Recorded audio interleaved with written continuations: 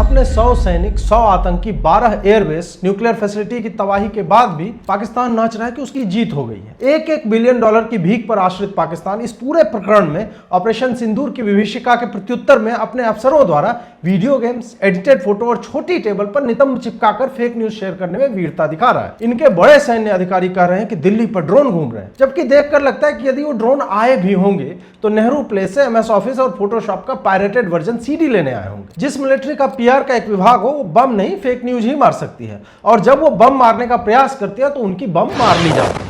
चाहे globally designated आतंकी हाफिज राउफ को निर्दोष बताना हो, भारत द्वारा अफगानिस्तान में मिसाइल और ड्रोन मारने की बात हो, अपनी ही सेना द्वारा अमृतसर पर बैलिस्टिक मिसाइल मारने का प्रोपेगेंडा हो, दिल्ली तक ड्रोन भेजने के क्लेम हो, सब के सब झूठ ही निकले। उधमपुर के एयरपोर्ट या आदमपुर के S-400 को तबाह करने की बात वस्तुतः पुराने सैटेलाइट इमेज या इमेज पर काले गड्ढे लगाकर पाकिस्तानी जनता के शीघ्र पतन हेतु थी। इस पंचर साटने वाले जैसे दिखने वाले नेवी अफसर ने फाइल फोटो में जहाज की जगह पनडुब्बी की फोटो लगाकर अपनी नौसेना की क्षमताएं गिना दी। हमारी मीडिया के अधकटे क्लिप दिखाकर क्लिप कटुआ बने। ब्रीफिंग के वीडियो को एडिट किया। SpaceX, call of duty, Arma 3 के वीडियो को अपने ऑफिशियल हैंडल से डालकर PAF की महानता भगार रहे। हमारा नैरेटिव कमजोर है क्योंकि हमारे घर में दीमक है, जिन्हें पाकिस्तान के प्रेस ब्रीफ की PPT भी अच्छी लगती है और अपने DGMO की डिटेल ब्रीफ स्टेज दिखती है। इन दीमकों को पहचानिए और उन्हें एक्सपोज करते रहिए। हर बात पर सरकार जवाब क्यों नहीं दे रही? सीज फायर के बाद ड्रोन कैसे आ रहे हैं? मोदी अमेरिका के दबाव में झुक गया, हमें जानने का हक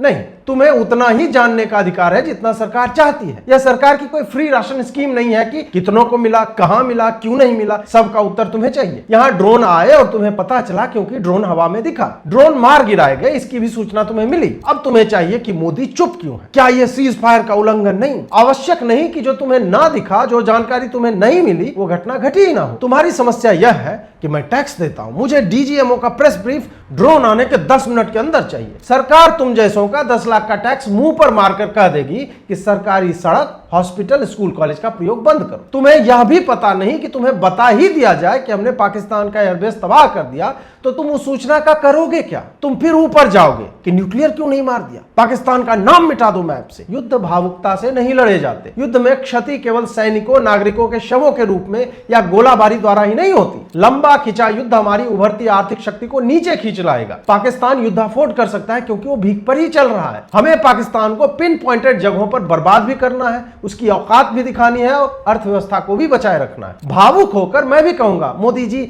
यहां नहीं रुकना था, पर मोदी डोभाल के पास हमसे अधिक सूचना है। सेना रुकी नहीं, ऑपरेशन केलर चल रहा है अभी भी कश्मीर में। बात यह है कि हमें केवल ड्रोन दिखता है, मोदी और सेना को पूरा भारत देख रहा है।